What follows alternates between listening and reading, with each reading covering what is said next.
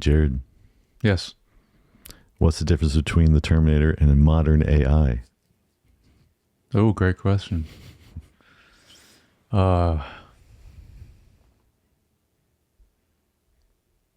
Does a modern AI feel pity or remorse or fear? Probably not, actually. So I don't know. The Terminator wants to kill you. Modern AI just wants your email address. Well, that's the start of it. That's the slippery slope. As they say, that's all they want is the email.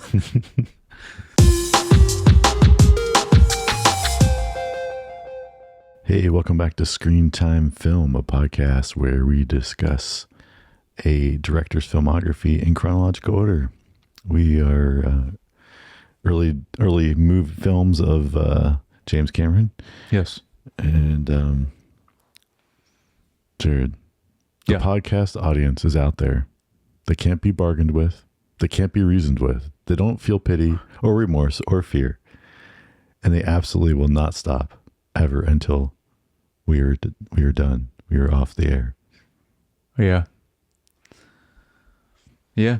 Some people are like that. So my name is For better or worse. Josh, and this is my co-host Jared. All right. Well, I had that one, so I'll do Josh, your clothes. Give them to me now.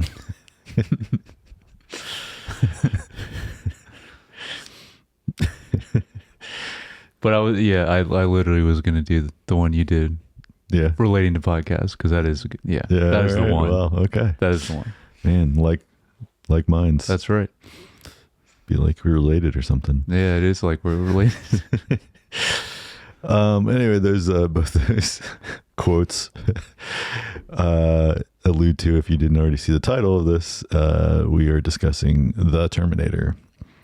I was going to say a little indie film, but actually at the time, it kind of was. Well, yeah, no, it was definitely indie film at the time. Which is interesting, because now it's like, yeah, it's a franchise. It's a, huge deal. So this came out in 1984, rated R, an hour and 47 minutes.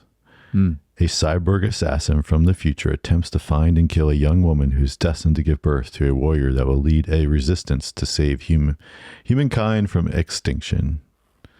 So this was directed by James Cameron, written by James Cameron, Gail Ann Hurd, and William Wisher. Okay. Cinematographer Adam Greenberg. And then composer Brad Fiedel. Yeah. Fiedel? I believe that's right. All right. Production costs. What do you think? So I don't know the actual number, but I know it was done pretty like I was just mentioning, like indie style. Like it was not a lot, which makes this movie even more impressive. What they did with it. So I put 10 million. 6.4. Yeah, that's amazing.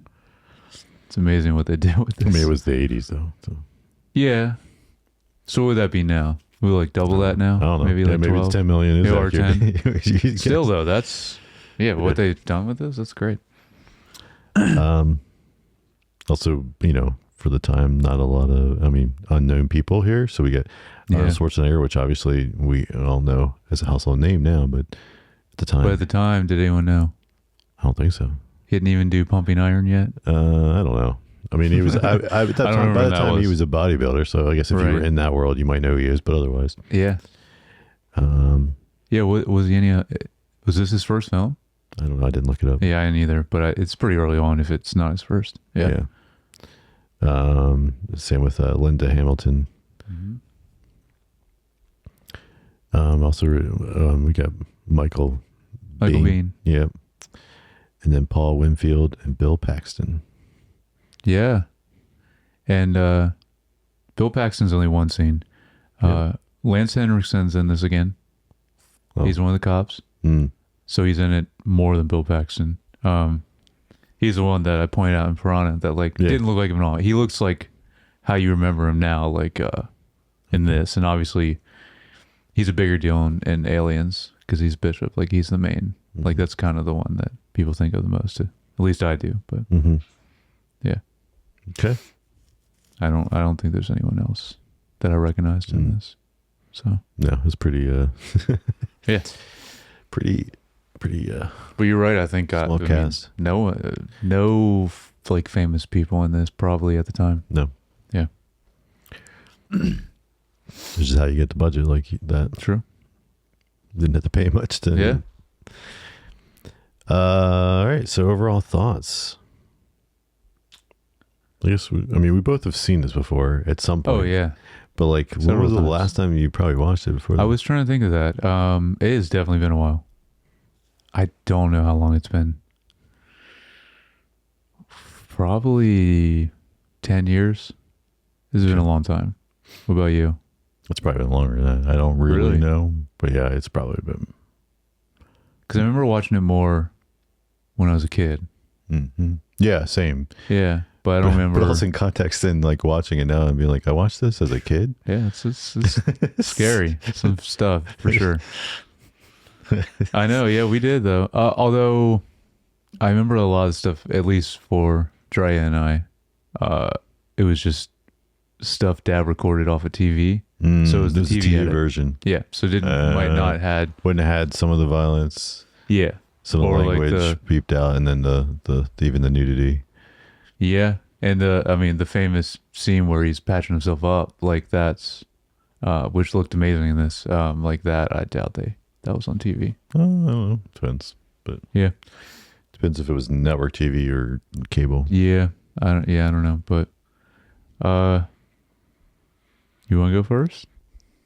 Well, I'm curious. Yeah, what you think of it now? Yeah, you should go because it's been longer since you've. Well, so I think curious what you even remember of it. Yeah.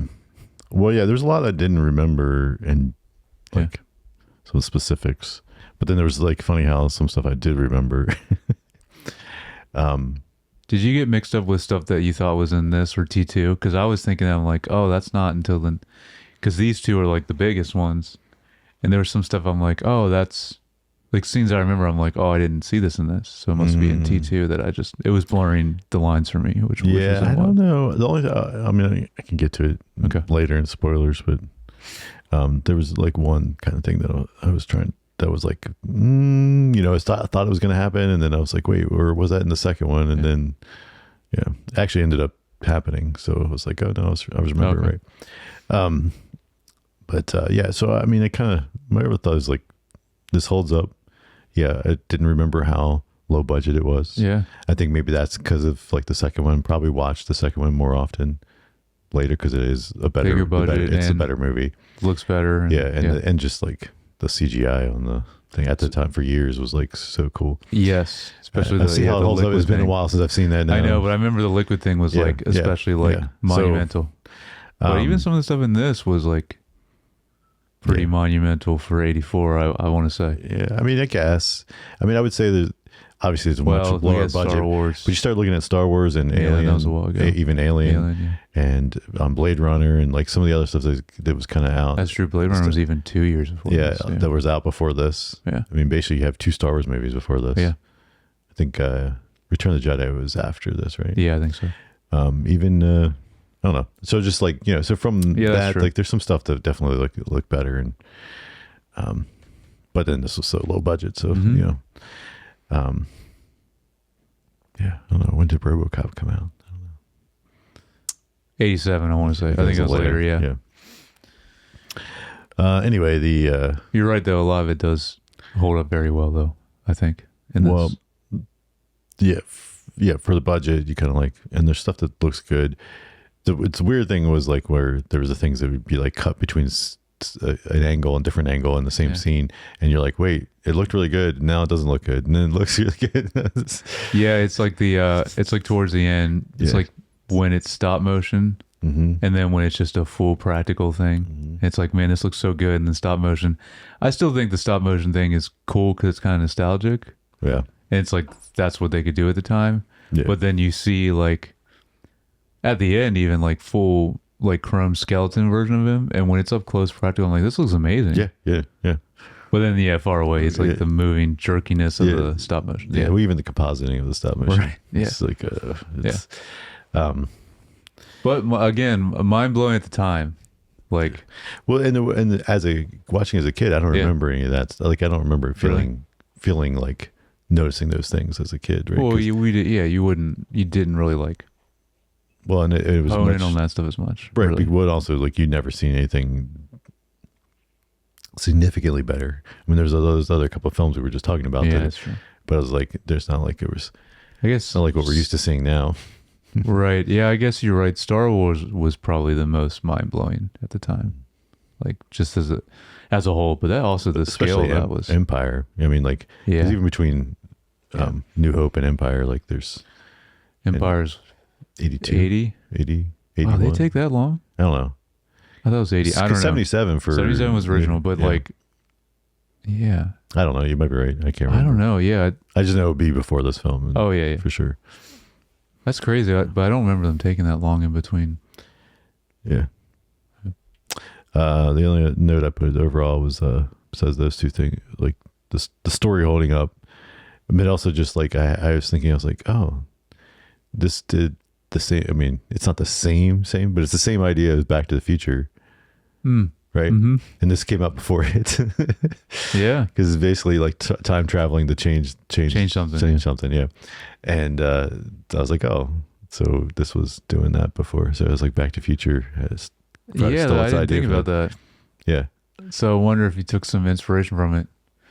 I imagine he was working on it. Well, I don't know how long it took for him to write and shoot Back to the Future. But that was 85. Yeah, it came out in 85. Yeah, right, yeah.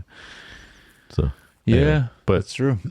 Just it would also, it's more not so much stealing ideas as much as because they, like you said, they're probably writing, and by the time this film actually came out, they probably already had the script approved and were shooting Back to the Future. Yeah. But it's more about like the broad culture ideas, right? Like in how sometimes you just see that permeate in common ways, and time travel must have been on the brain in the early 80s. Yeah, I think there was, I mean, I can't think of it off the top of my head, but there's definitely a lot from this decade that they were playing with. I think, what just popped in my head was the the Coppola movie that I don't remember being that great, but it had something to do with time travel, but it was in the 80s. Or played with time. Did it? Maybe not. I don't know. The Peggy Sue one. Oh. Didn't it play with, or was it just jumping back and forth? I can't remember. But it just made me think of that too. But yep. I don't know. But there's plenty of other examples I'm not thinking of. But I think it's cool how, I agree with everything you said. I think it's also the concept, even though, like you said, is like maybe not wholly original because of, well, maybe it is at the time. I don't know how much before this, but obviously you're saying Back to the Future was around the same time, so I don't know what was stolen from what, or I shouldn't say stolen, but like, yeah, I'm sure they're just ideas borrowed from a book or something, like. Oh yeah, like something like yeah. I mean, this came out before Back to the Future, so yeah. But I still think it's a really great and original concept, because even so, like, it's like Kyle Reese, which is Michael Biehn, like that part is more about going back and changing something for. At the beginning, you don't even think he's just some random soldier, but then technically it is his family that he's trying to change. He just doesn't know. Right. And then, but the Terminator, like Arnold's side that's very original, because it's like it's a cyborg that is also trying to change it, but it's like, it's the whole aspect of like this assassin going back in time, and which is really cool concept. But I just think, it's very original and just is interesting the whole way through the film, I thought. And also agree, it holds up very well. Most of the visuals but story and plot and all that, I think is awesome still.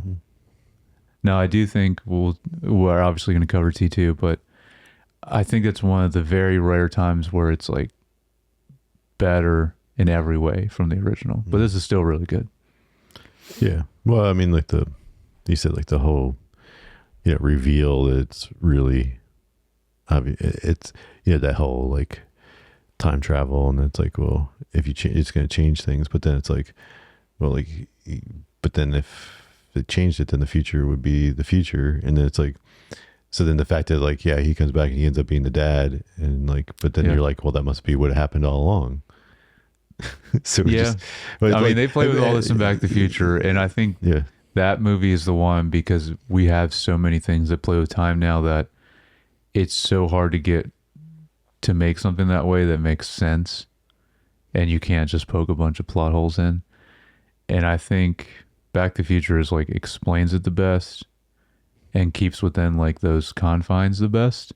And doesn't go too crazy with it where like it just like doesn't make sense anymore.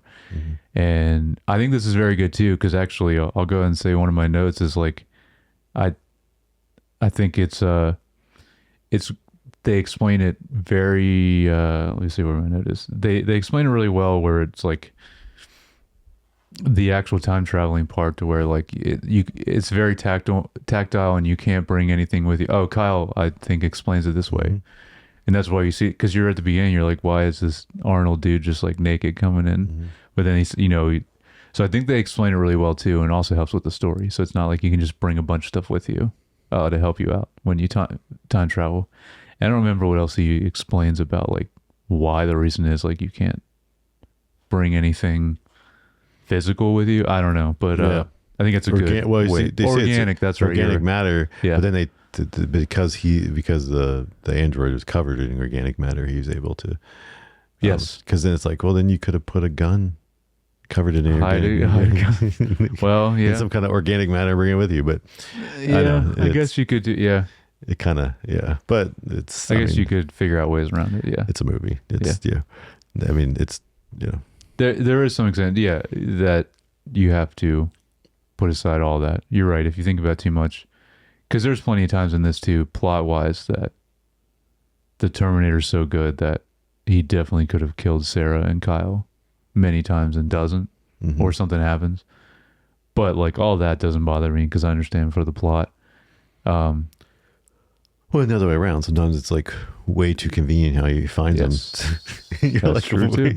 Like all of LA, and you found them that easily. But they still do a good job though, because it's like he goes through the phone book and kills pretty much all the other Sarah Connors first, which is like so brutal. It's just like, man, and she just sees it on the news. Yeah. Well, I mean, since we're already there, let's kind of just get into.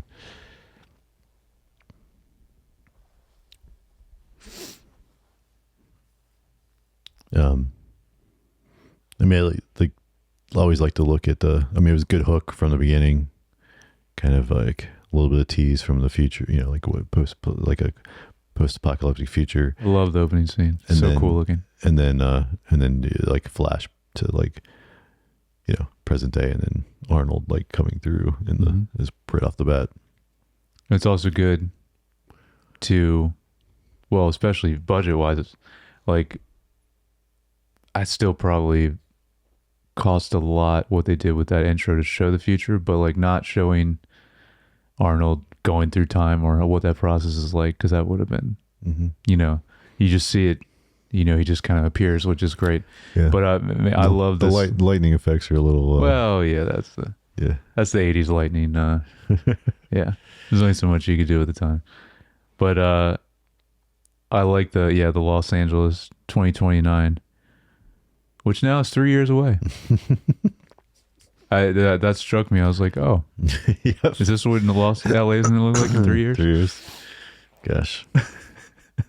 Just a ton of skulls, apparently, like being run over. No, but it's still like this whole kind of feel of this opening is just so cool looking. Yeah. I like when we come back to it later as well. Yeah. I feel like a lot of it reminds me of the Matrix, too, like what they do there, or they say they borrow from this maybe, or is this inspiration? Yeah, probably. Just how that future robotic, I mean, obviously Matrix has a way more the budget to show way more of it and kind of flesh it out more, but But I like how it still feels, even the Matrix, I really like it too because it still feels so practical and real. Because because they did it with, I don't know, there's something about it that, and we see a few things now where they try to go back to that and do that, but most of the time it's just someone on a green screen and literally everything around them is fake. And it's just, it doesn't feel the same, you know?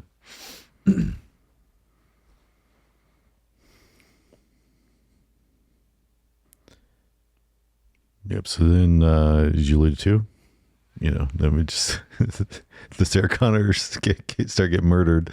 Yeah. Well, one of the first things is you mentioned the cast. First people he runs into is Bill Paxton. I don't know what the other people are, but he's one of like the random 3 people that Terminator runs into immediately when he's still naked. Because that's who he gets the clothes from, right? After he kills him? Yes. Yeah. So Bill Paxton's one of them. The other people are familiar. I don't know. They might be. And yeah, that whole situation. Well, again, I don't remember seeing so much naked butt. Well, that's the other thing is that rating-wise, I know the ratings were a lot different in the 80s, but obviously this is still R, but I was surprised because, I mean, when he's walking, it's full frontal also. And it's kind of the shadow, but I'm like, yeah. I'm surprised they got away with that. Yeah.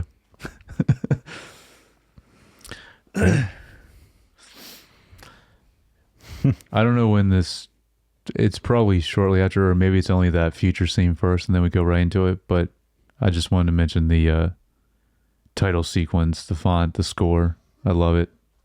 The way it looks in the Terminator. It's awesome. The kind of way it moves the green around. text, like old computer text. Sick, yeah. Again, kind of reminds me of Matrix. Yeah. A little bit. Yeah. Because it had all that green code text. Yeah, it's awesome. Yeah. Yeah. I love the look of it. And the, which we'll get to his score, the main theme is incredible in this. So good. Yeah,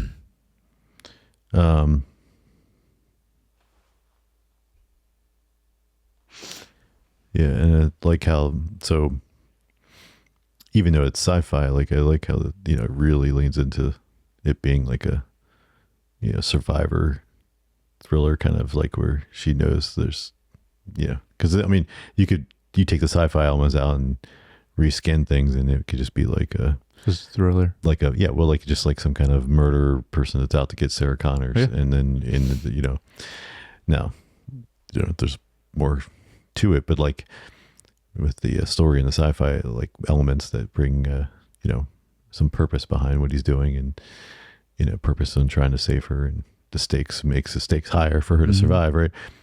But it kind of basically becomes that, which is always, I guess it's always a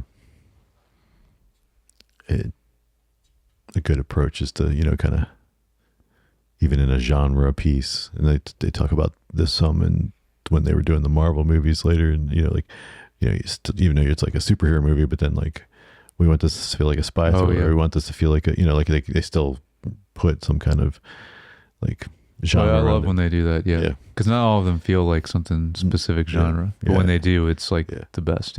So I think this being it's a sci-fi movie, but really it's just a survivor thriller kind of it's awesome story. So I want to mention, because around this is we first see Sarah working at the diner. I believe it's the first time we see her. Very specific time because this isn't even like, there's so many different like women's 80s hair, like in particular for this decade. This is a very, very particular 80s women hair that she has. That's just not my favorite of the 80s hair, but it very, very much like that's where one of the things that puts you very much into this time period. But the diner, great scene to get introduced to her, but dude, the freaking kid that puts a scoop of ice cream in her pocket It's so messed up, and the parents don't do anything. Yeah. The parents are awful too. Yeah, well, and then And she's like, right, she's trying to do her best. Like she's just running around like crazy. Like she's so busy, and you know, it's just like it's messed up. no, it's totally messed up. Like the one in like I think the guy in the other booth, he's like, "Good one, kid."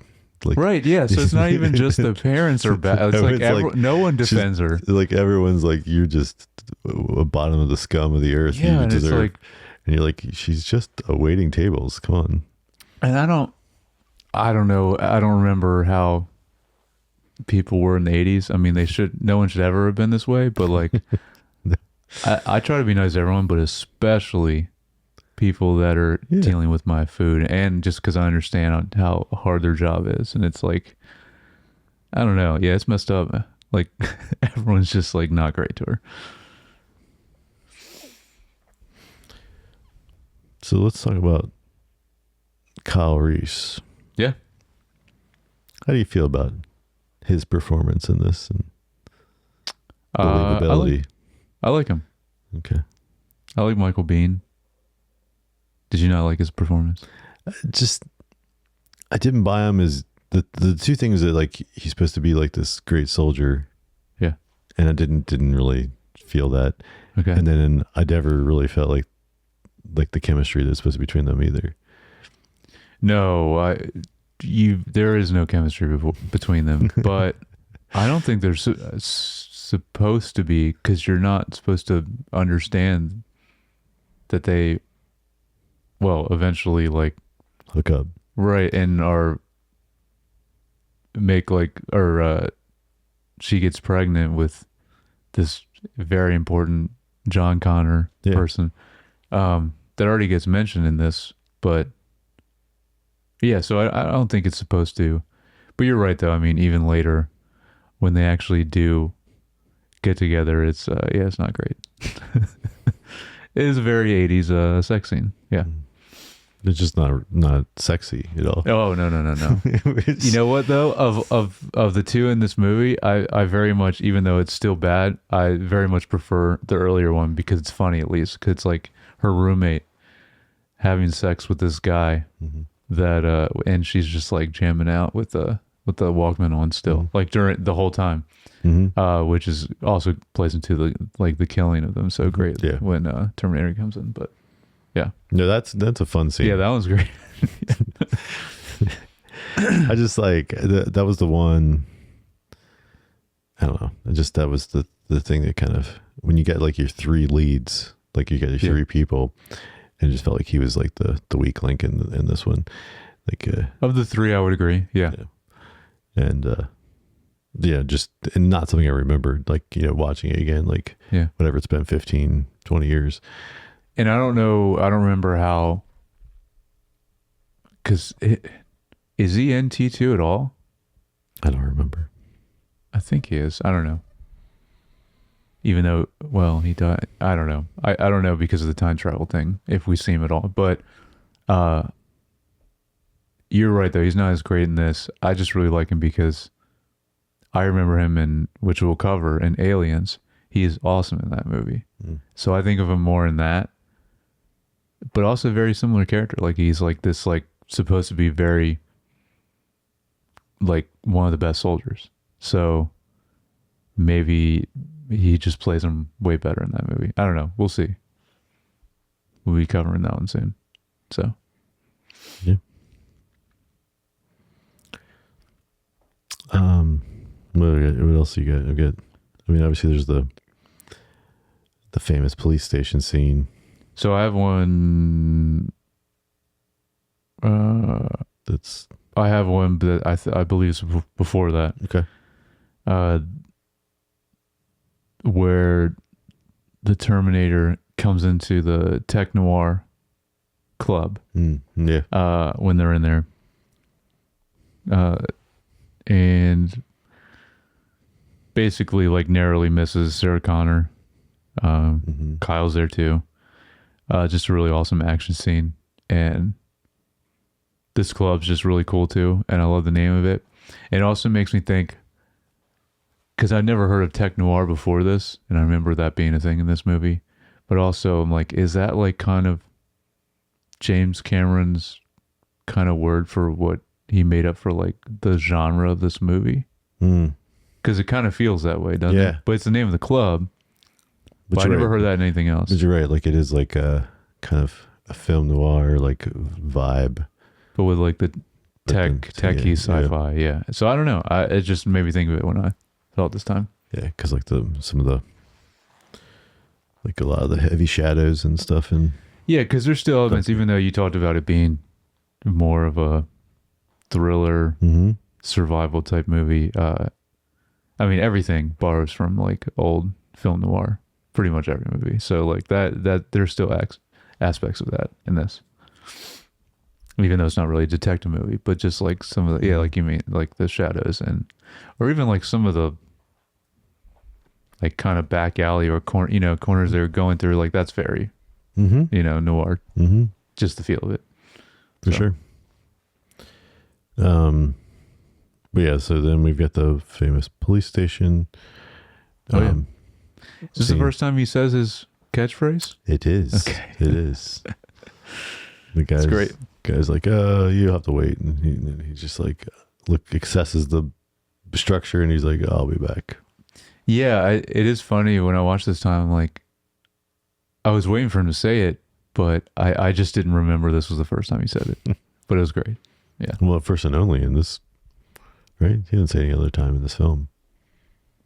No, because actually this is funny, and maybe this is like I don't know how many people think this, maybe this is somewhat a Mandela effect type thing, but the other most famous line in this is "Come with me if you want to live," and I always thought it was Arnold saying it, but it's Kyle. He says it to Sarah. But like I remember when, like, even growing up or everyone else saying it, that you kind of say it in the Arnold voice. I don't know. Do you remember it that way? I think he says it in the second movie. Does Arnold say it? I think so. Okay, all right. Yeah, I don't remember. And I think again because the line was famous. Same with the "I'll be back." Right. He says it again in the second. Okay. All right. Maybe he does. I don't remember. But I think he said. And I think in the second film he says it. All right. Well then. And I think that's probably what you remember. Okay. We'll see. That's the thing. Yeah, I don't. It's getting blurry, which is I agree. Movies. I agree. But obviously the scene of him just machine gunning people down and through the police is pretty. It's also crazy. Like, you don't think there's obviously a lot of extras with the cops that get killed, but like you don't really expect both Lance Henriksen and like the police chief, like they die immediately too in this scene. So like you don't really think, because like you get a decent amount of those characters before this. So yeah, I think it's great. Like it's good for, especially in the 80s when it's like, I think a lot of movies are very like plot armor wise, where you're like, oh, this person's never going to die. And they do a pretty good job with like, no one's safe in this, which is great for the storytelling of it. Yeah. I wanted to mention because it's around here. I don't remember if it's before the police station or not, but I just wanted to mention the Terminator when he patches himself back up, because I don't remember what happens to him, because he gets pretty close to Sarah and Kyle. It's like a car explosion or something. I don't know, but there's the car chase scene. That's right, and that's what because that happens before, because that's how then she ends up. That'd be right after the nightclub, I guess. Yeah, that's how she ends up at the police station. Yes, or they end up at the police station, right? And then that's when Kyle actually explains, kind of good. Yeah, and they have the psychologist there, and he's just like, just like loving. He's like, this guy's crazy. Oh, yeah, that's great. Like, this is about as good as it gets. And he's like, it's like his dream. Dude, I know, that guy was great. You know what? The one thing I do really like is, what I do like about Kyle's character is, he, in the police station, when they're questioning him, you think it's going to be the trope of, like, he's going to be very stoic and just like mystery guy that's like not going to say anything. But like he goes right away. He's just like, I'm from the future. This is what's going on. Like, it's very urgent, which is obviously true for like what's happening.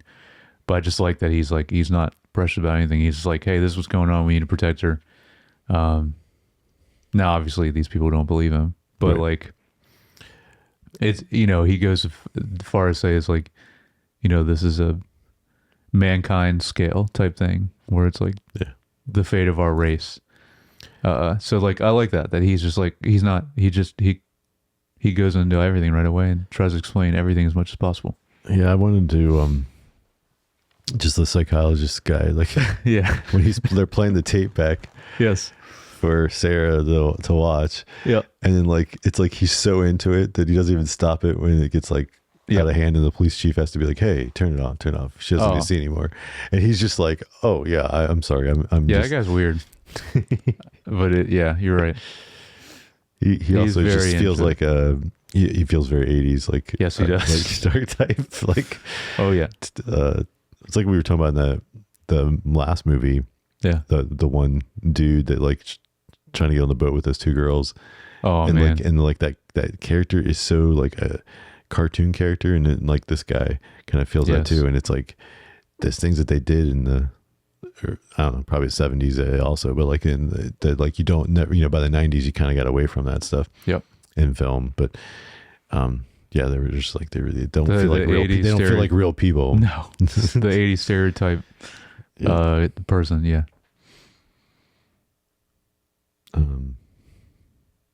Anyway, I just wanted to mention, so when Terminator does patch himself up, this just still looks so good. And this one has always stuck with me, because especially when he takes his eye out, it must have even the TV version, you see some of it, because this is the part that like has stuck with me as a kid, because like that traumatized me. As a kid though, I feel like this movie, like we already mentioned, pretty scary anyway. But that scene in particular has always been like seared into my memory. But like it all looks so good, especially, I mean, taking out his eye and all that, obviously you can tell like it's this whole model that they made of him, but like, I don't know, I still think it looks really good, especially when he's fixing his hand, like that looks really good. Yeah, the hand stuff I remember, because it's funny because it's like it's very detailed too. Yeah, again, going back to Star Wars though, but still doesn't look good as Empire does when they mess with Luke Skywalker's hand, and they put a gimbal in their hand, right, yeah. And they do that kind of same kind of thing, and they're like testing it. Like that looks perfect. This looks right. good. That's the end of Empire, right? Yeah, because he gets his hand cut. Yeah. Yeah. Again, that was before this, but anyway. Yeah, you're right. But I mean, yeah, what's the budget difference? Though. Oh, I don't know. I mean, like, especially if you're doing the second one, like the amount of budget. Sure. Yeah. Like we're talking about, like the second one of this, so I'm sure the budget's much bigger. Oh yeah. But yeah, and then the same with the face prosthetic. Like it's obvious that it's like layered on top of them, like it's a little fat, you know. But like, but yeah, it looks decent. I mean, it's better than if they would have tried to do whatever CGI they could have done. Oh yeah, at this point, you know, at this time. Yeah, what CGI? Which I guess it would just be stop motion, right? I guess. I don't know. Because even the what do they call there's a name for them specifically, like the aircrafts at the beginning flying around, or also that same kind of animation. Yep. And even the Terminator. I just keep thinking of other movies, but Tron. Yep. And the old Doom movie. When did that come? Dune, the original Dune was around this time. Yeah. I want to say mid 80s. I don't remember Tron when that came out. Tron was pretty early too. I don't know. I was just thinking of other things that are like sci-fi effects have. Yeah, but I think you're right though. Like even if we stick to around this time, I mean, I just rewatched both Blade Runner and 2049 because they're my favorite. I watch them all the time, and it is incredible what they did with the original Blade Runner, and that was like we said 2 years before this. So again, though, I don't know the budget of that because Ridley Scott was already. Yeah, it kind of, I don't know. It's hard to factor in everything but Ridley Scott before that, 3 years before that, did Alien. Yes, which looks fantastic. Oh my gosh. It looks, because I watched that recently too, and that looks incredible still. But we'll see the difference. It is going to be interesting. I don't know the last time you watched the original Alien, but then now we'll see James Cameron do Aliens. It's very different because Alien was way more thriller and like a quote unquote haunted house movie, but you're in a ship basically the whole time. Yep. And Aliens is still amazing, but just like more of an action movie. But like, same with that. Like it looks thriller, right. It looks awesome what he does with that. Yeah. But I don't know. Well, we'll be curious to see what that budget is. Yes. And then of course Terminator 2 when it comes, which is like. I'm very curious with all these because even when we get to Titanic, like that has to have been his biggest budget before Avatar, obviously. Yeah, Avatar's the biggest budget. But like, yeah, of course. But especially now. Money. But like, I mean, what he did with Titanic was insane. So, and it's a period piece. You know, like there's a lot going into that. So. Okay. Abyss too. See, that one I'm excited. Is that next or Aliens next? I don't know. We'll see. Is next, and then I think. All right, but that's the one I don't remember. I know I've seen it, but that's one I remember the least. I remember it a good bit. Okay. I remember some visuals from it a good bit because I feel like we watched it several times because it was like like May and Fred's one of their favorite movies. I feel like every time I was over at Erica's house, we'd be like when it was out on like VHS or whatever. Like we watched it several times. I mean I know it. A lot of it is underwater, which obviously is James Cameron thing. Yeah. His thing, but I don't remember what it's actually about though. So that'd be interesting. I don't know. Going into that one. I have 2 more notes. To say pretty much the same. Okay. I mean, basically like about the final showdown in the factory. Oh yeah. This is what we're talking about. So there's the visuals even look great or bad. Yes, but there's the cheesiness of her running from the truck. Right before up to this point, right? Because in the truck, and then the truck gets blown up. Because he puts the thing in the tank, but like she's like running and there's like a giant truck and it's just like outrunning the giant truck. Yeah, you're like, this is not making sense. I will say though, because this is one of my last notes, is like the huge explosion at the end there though, like looked so good though. No, the explosion looked good. Yeah, and so this is the moment where I was like, because then she's watching him like melt down, and I'm like, this is where and I was like, well, I'm like. He comes the first back. time you're like, you think they killed him. And I was like, he comes back, right? And then like I was like, because I remember the metal, but then I was like, or was that? I was like, or was that in the second? T2? Yeah, right. This is where the moment where that was, and I was like, no, I'm pretty sure he comes back. Because the thing, and I was very tempted to even look and see how much of the left on the film there was, but I was like, no, let me just watch it. Yeah. And sure enough, of course, he shows up. Because even this final like set or whatever that they're in, I kept thinking about Arnold, Terminator, going down to the flames with the thumbs up, but then I was like, oh no, because then he's like, that's his actual hand, so I'm like, so that wouldn't be in this, but it looked kind of like the same setting. Yeah. So obviously that was T2, but I was like, I don't know. That was another thing that I remember. Also, they ran through that space right beforehand. Yeah. And then they go back into it, right? And, or not, no. They go into it and they kind of loop back around. But I remember as soon as they went past the thing that like went down, I was like, oh, he's getting crushed. Yeah. It's just like, It all starts coming back, yeah. Yeah. I just love, I mean, the whole Terminator look, even just what Arnold brought to it is like so iconic anyways, but like this to me is what's most iconic is the skeletal chrome with the red eyes. Just it was so cool looking. And when it's so close scary up, looking, especially when it's close up and it's like not the stop motion, like it looks amazing and very scary. Whatever prop that would like fantastic. Amazing. And looks so good when and I'm like, dude, you should have just stuck to all the shots being that way, and it would because it looks so good there. And the stop motion stuff did. And it's like the one time when they're like, it's moving towards them and they shut the door real quick. Yeah. And it's like some kind of weird composite. Yeah. That like, it doesn't, the background and then the Terminator skeleton thing and them all look like they're completely 3 different things. And like not even the same space. And so it's like, but it's, it's just such an awesome design though. And I to your point, I agree. They should just stick with that, like that up close thing, because then it's like, it's one of the major things that can make a movie feel timeless. So like we're talking about it now.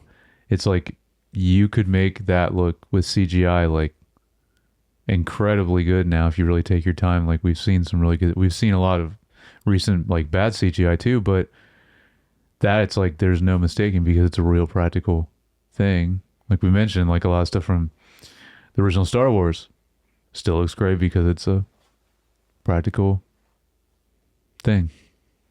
Or even the ships still look great because it's just like models of these ships that they're just filming. You know, it's so cool. All the miniature stuff, yeah, it's great. Which I assume they did in this one. Some of that future stuff where they were using miniatures for the vehicles crushing the. That has to have been the skulls and stuff. Yeah, that was cool. Yeah. Yeah. The other note about, I mean, like again, some great suspense parts in this too, of like it creeping. I mean, like when it starts going after her and it's like only at the top half of the body, like that's it's awesome. Like that's like classic. But then and then she ends up crushing the thing.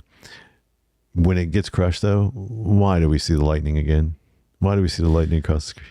Oh yeah, like they should have not done that. I was like, come on, that kind of ruined it. And even the lightning in general, like I was talking about earlier, like it's one of those things. It made more sense for him, like so if they just time traveled, so right? Like, but even not then, for being crushed. But even then, in that moment, like the way it looked, it was like it's like how to say it's like sometimes you just have it's like having taste and knowing when something's like okay, we tried. It doesn't, and now again, at the time, it maybe we were like, it looks amazing, because it was 1984. Yeah. But, like there's got to be some times like when it's like, okay, it's not working. And sometimes less is more, right? And then and knowing when that's, and so even in the early moments, even though I understand it at least makes sense, but then at the end, I was like, oh my gosh. Yeah, you don't need why are we doing this? I also love and hate at the same time. This is like a very 80s cheesy thing. I also love it though because it goes with the one-liners, but like her final one-liner that she says too, it's like you're terminated. I don't know what she said. Something about you're terminated. I was like, that's great. That sucks, but also I don't know. It's really so great. Cheesy, yeah, it's great, but also amazing at the same time. Yep. And then my only final thing is, I love the way they end this movie. The very last shot, and it's so cool because this is something I completely forgot about.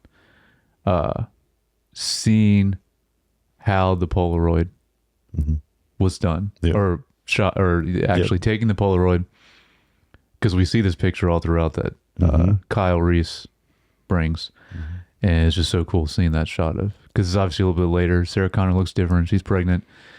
She's making audio tapes for her son, right? And like driving, where's she driving to? I don't know. Did they say? Anyway, but it's so cool seeing this kid come up and then taking the Polaroid. And anyway, I completely forgot that, and it's just a great way to end the movie. Good. Again, talking about full circle. Yep. But of course, that's when you even find out that she's pregnant and that Reese is the dad, like, right? Because before that, you're like, oh, they hook up, but you don't. Yeah. And so like, you're like, oh, this is the child. And so it's like all that stuff is there. And then you're like, oh, in the picture that he's later will hold on to, that even he basically has been obsessed with her, infatuated with her since he had that photo. Because that's really what it is. It is. And you know what? This is one thing and it's probably a combination of like the way people are fascinated by someone that's like just historically, famous, right? Like she's the mother of this guy that he looks up to. That's he basically says she's a celebrity. Yeah. And so like she's a celebrity. Like he's starstruck when he first meets her anyway. Yeah. Besides just like, obviously like just thinks she's hot or just being attracted to her. But this is one thing that just reminded me right before they hook up. Not great dialogue where she's like, are there any women from where you are? Yeah. And he's like, yeah, I've never been with a woman or whatever. And like, so that makes sense why also he's just obsessed with this, probably the only girl he's seen in this picture, and then finally gets to see her in person. But that part where they talk about, that was not good. Well, it's so like, it's like she's so thirsty. Almost. Dude, like, I know. Her comments. Although that part makes sense because they set up it well where it's like she works, she has a roommate, but like she's a loner and she doesn't have a boyfriend. Right. She doesn't even really like to hang out with anyone. So that makes sense that she's like, oh, I have this opportunity to like hook up with this dude. But his thing though is just like, yeah, it's not great. Yeah, which I guess like because he's saved her life a couple times, like, you know, that's yeah. But also, I don't know. There's a situation that like she's like, all right, I guess I'll have sex with him then. And of course, at this point, he's just like, yes, that anything is happening at all. But anyway, that's it. So, I was just thinking about this, like, how do you think this movie felt differently? Because, I mean, we pretty much watched it. Like, I guess what I'm trying to get at is, like, how does it feel different if you know there's other movies versus not? Right. Like the first time this first came out, like, yeah. And like you didn't know there was going to be any more movies. Yeah. I think it still feels like a good ending. Oh no, it is. Like we were talking about, it but is, like because it completes it enough with where it's like if there was never another movie, it's still satisfying. Yeah. But also like in context for us watching it, and we already know there's like. But more. he does such a great job of. He's still set up a lot to where like I don't know if he already was planning on had another idea. Yeah. I love that we touched on last week in the trivia with Piranha 2 how he even came up with this idea was so cool, where he had food poisoning and he had like a nightmare about this like Terminator thing, and that's like so cool that's literally, and then just started writing it. Like it's great. Let's get into a little bit of the cinematography. I mean, we've kind of touched on some of this stuff. Yep. Yeah. The noir look, you know. Yep. And we've talked about that, and I've just kind of been a note about. I don't know if you noticed this, but something I noticed this time with the cinematography is a lot of the shots where people are running, it's filmed kind of like low to the ground. And for me, it gave like a good sense of like forward motion always happening. And I don't know, I just thought it was a cool choice. Yeah, they did it with like a lot of like either the chase scene or them just running from the Terminator. And then my only other thing is I love seeing the Terminator's HUD display. Well, it was awesome. I haven't noted. You haven't noted that? Okay. Well, I've noted about that, like the POV shots from him and the HUD, cool. Like definitely makes it feel. But even like he's almost like a like a predator finding his prey. Very similar to Predator. But also even when because I forgot this, when he responds to that guy, it shows him like going through the options of what he wants to say. I didn't remember that before, and that was cool too. Yeah. Yeah, the LLM running its variables. Yes, that's what it is. Yeah. Yep. Also, because with Terminator, you always mention Skynet all the time. No mention of that in this. So that must have been T2. No, that's mentioned. I don't remember them saying that in this. Yeah, very briefly. Did they say Skynet? Yeah, very briefly. Okay. Like I know they get into it more, obviously, later. I think Reese mentions it in something. Well, he mentions Judgment Day, which is obviously what we're getting to next with T2. Right, but he mentions Skynet. That's what I mean, getting into the more AI aspect, which is so, I think it'll be even more when we get to T2, but it's just, I don't know. It's very interesting watching this movie now compared to then with where we're at now. Just, things where things kind of things I pay attention to, like there's a lot of, everything's much more tight shot and interiors versus like, these like cinematic exterior visual, like wide shots because low budget. That's how you get around the budget. I didn't know it was a choice to you want to feel claustrophobic at times. I mean, sometimes maybe for that choice, but I think a lot of it's just, budget-wise. Yeah, budget-wise, you don't have like this sweeping wide shots of things especially if it's like the future stuff, Yeah, I think a lot of the budget went to that beginning future scene, the 2029. Oh yeah, because we mentioned that, but yeah, it is cool. We do go back to that when he's talking about, and you see him as a soldier, and they're kind of anyway. All that looked really cool. The one other thing, yeah, I think the pacing is good in this. Just Very like good. a thing that we criticize some on other films, and so I want to highlight that when it is good, like it's like I mean, this holds up pacing wise too, which some of the older movies, that comparing to today's way things are cut and edited, sometimes feel off and slow or just whatever. Older movies are just slower in general normally. But this moved, and it did. Never felt like it was great runtime. Would you say hour 40? Yeah. Yeah.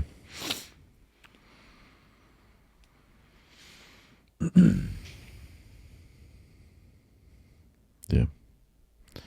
Well, that was basically my notes. Yeah, that's it. What about the score? Well, I want to hear if you have anything to say about the score. I mean, I didn't write anything down, but obviously the main theme is because it carries through, and it's awesome. The next movies in it's great. But even more than like the main melody theme with the synth is obviously the drums.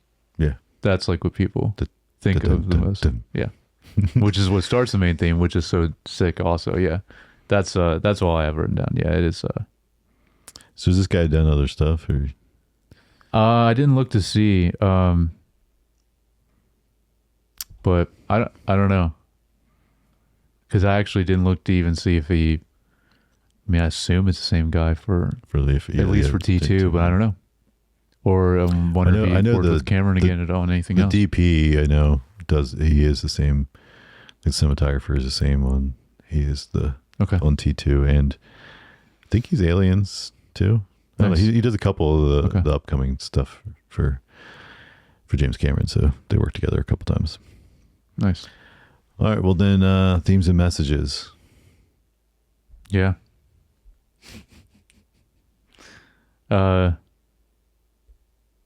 So it's humanity versus technology, fate versus free will, and I put the dangers of AI, which is incredibly relevant in 2026, especially.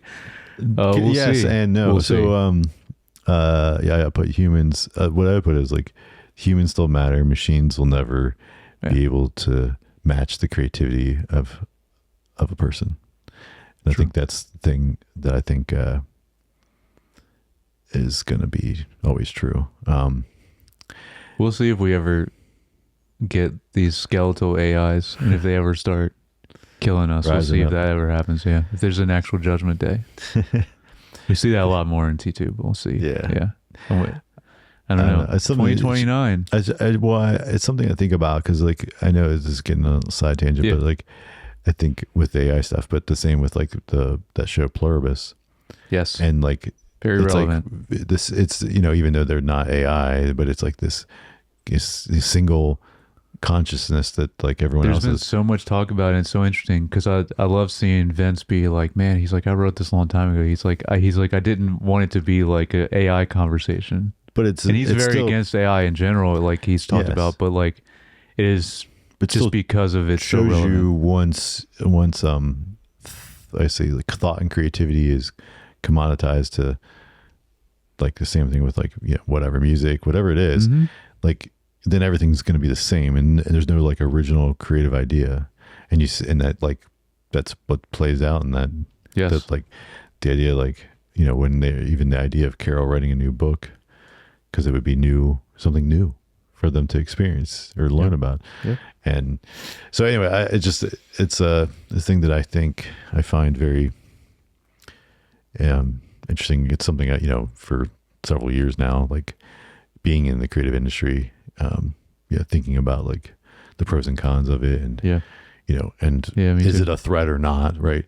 And it's like I keep coming to like that thing. It's like we're again talking about having taste and new ideas, like all the things that like knowing how to say no to things that aren't working. It's like that's the stuff that like I think the AI or whatever you want to call it is only ever going to be able to copy what's been done before, and so it can't. Yeah, that's what it always pulls from anyway. So it can't create something original, wholly original. Yeah. And so and I think humans can, and No, it doesn't mean we don't buy our ideas. We always have inspirations. Yeah. Yeah, but like there's a difference, and I think that's Right, because we're basically doing what AI does, where we're pulling from past things that obviously are influences to us, but then we have the soul, like, source to like create something from nothing as well. We're not just pulling everything from. And then also it comes out, we are inspired by things that maybe aren't. Oh, you're right. In our real lives, aren't popular. Whereas, like, again, the machines are going to go with, well, here's what worked best before, or here's what everyone liked before, and it's just going to borrow from that. And so anyway, there's my all right, let's do a little trivia. Let's see if we can get. I'm sure we'll talk about it more with T2, because it's a lot more than that. Yeah, really gotta get I think my account's not logged in on here. By the way, I did look. You're right. Aliens is next, then The Abyss.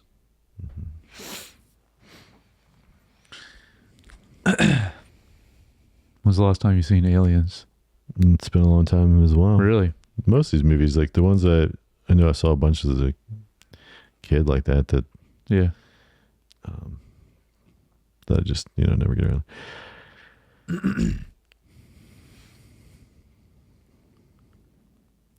While shooting this film, James Cameron often resorted to what he called guerrilla filmmaking as a way of getting around acquiring permits needed to film certain scenes. This involved the production crew and actors quickly arriving at a specific location, shooting the scene, and leaving before the police arrived. As a result, some of the people seen in a few shots are actual everyday citizens completely unaware that they're in a movie. This was also used for shoots, with Cameron even calling and walking Schwarzenegger once at 3 a.m. to meet him at a location already in full costume to quickly reshoot a scene. Cameron also used this tactic to film the very last scene where Sarah drives off into the desert, waiting for the heat to rise to the point that ripples could be filmed. A highway patrolman appeared. Producer Gale convinced him they were working on a UCLA film project, and he allowed them to finish. Nice. Wow. That's great. Fake it till you make it, right? Yeah.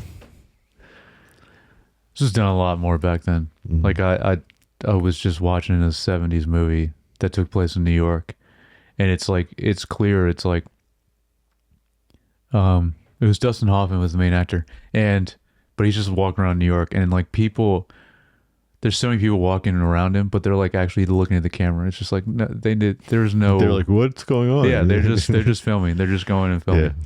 Yeah. That I don't think that can be done in New York anymore, especially.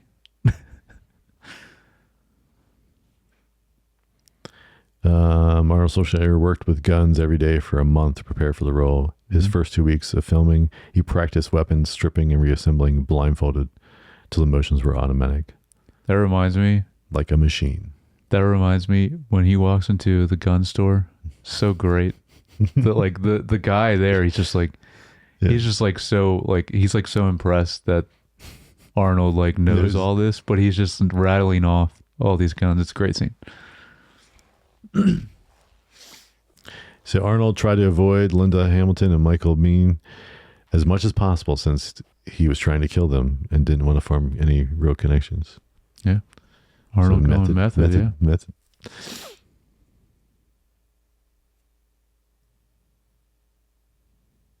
Oh, this is it's Conan the Barbarian was 82. So that's that right. was Schwarzenegger. So that was kind of his first big.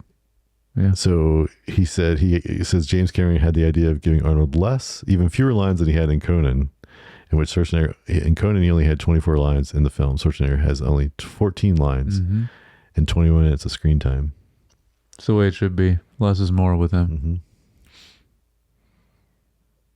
They originally had him considered to play Kyle Reese, Schwarzenegger. And that would be weird because he would have to do a lot of dialogue. And they were thinking of O.J. Simpson to play the Terminator. Wow.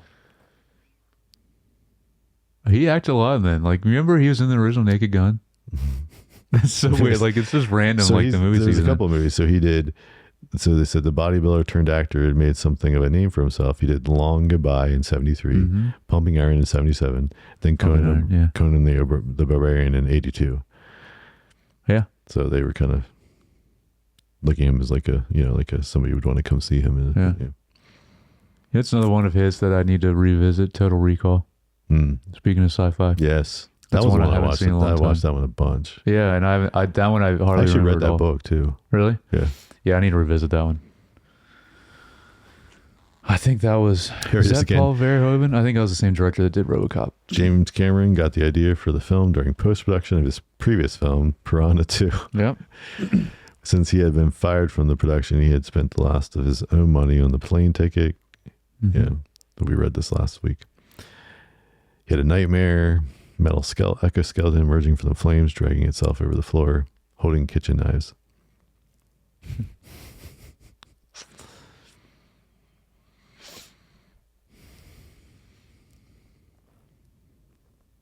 In the beginning, towards the beginning of the movie, when Sarah gets the message on the answer machine about breaking her date, that voice is James Cameron's.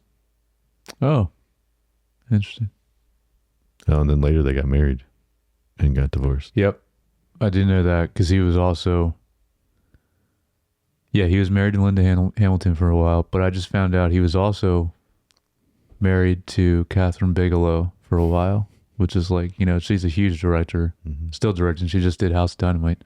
I know they were together for a while too. So he's been married a few times. So it's kind of funny. One afternoon during filming, Schwarzenegger went into a restaurant downtown LA to get some lunch and realized he still had full makeup on with the missing eye, exposed jawbone. Yeah, it'd be scary. Burned flesh. But it's a Hollywood. Yeah, Yeah, in that area, people, it's probably less so. Yeah, but it looked very real and convincing though. So in the original story idea, that was much more elaborate and involved Skynet sending 2 Terminators back in time. The first one was a cyborg that would be defeated by a human, also sent back in time.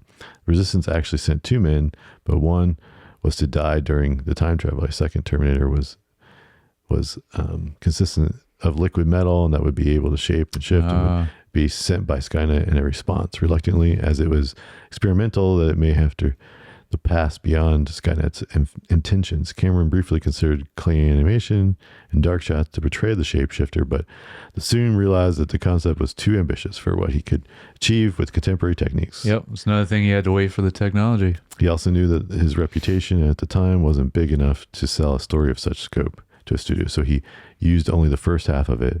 When a completely computer-generated special effects proved to be successful in Cameron's The Abyss, in 1989, he revived the idea of Liquid Terminator to bring sequel Terminator 2. I forgot about that. He does use the liquid effect in The Abyss first before T2. That's cool. Yeah, we'll talk about that. In the film, the name of the nightclub where the Terminator was, Technor, after film genre, which James Cameron coined himself in describing what category this film falls under, after dismissing the notion that it was a mere horror or slasher film. Tech-noir films like Blade Runner and this film combine the old-style grittiness of noir films with futuristic elements of sci-fi thriller. Okay. I had a feeling like it wouldn't just come up with the name Tech-noir for a club without it being... Cameron himself had the club built specifically for the film and had to turn away local club goers who thought Tech-noir was a real nightclub. The building still exists, but is now a jewelry store. Okay. The puppet of Arnold Schwarzenegger's face took 6 months to create. Yeah, that seemed very detailed. Yeah. Dang. Cool. Let's get that. So, even we talked a good bit about this, but any final thoughts? No. Still a sick movie. It's awesome. Yeah. Yeah, it's still a good movie. It's one of those things that this is one of those things where, you almost kind of wish you just, like George Lucas did, but like if they could go in and clean up some of the effects with like redoing them a little bit. Yeah.